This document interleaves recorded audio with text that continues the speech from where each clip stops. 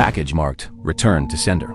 My neighbor is one of those wannabe YouTube personalities, always doing stupid stunts for views. So when he told me he was going away for a few weeks and asked me to get his mail, honestly, I was relieved. For the first few days, it was just normal mail. Then, one evening, I found a large cardboard box on his porch.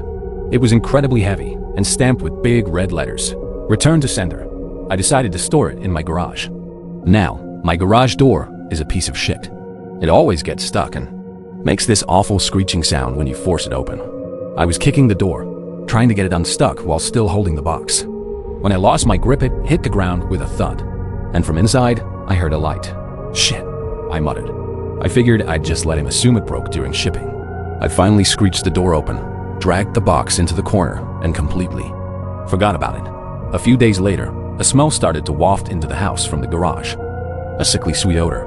At first, I thought it was a skunk, but the smell didn't fade. It grew stronger, more intense, until it was unbearable. The source had to be the box.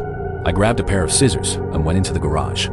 The smell was so thick, it felt like a physical wall.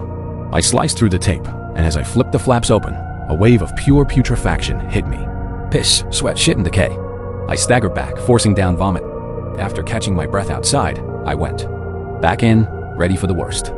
Clothespin on my nose, rubber gloves on my hands. I peered over the edge, into the box. I didn't need the gloves. There was meat in that box, but it didn't come from a cow. It was my neighbor, folded into the cardboard. Dead. The police cleared me, of course. My DNA was on the box, but there was one piece of evidence that proved my innocence. A vlogging camera, still clutched in my neighbor's hands. They showed me the footage, just once. It showed him sitting in the box, laughing about how he was going to mail himself across the state. It showed his friend sealing him in. Then a few clips from inside.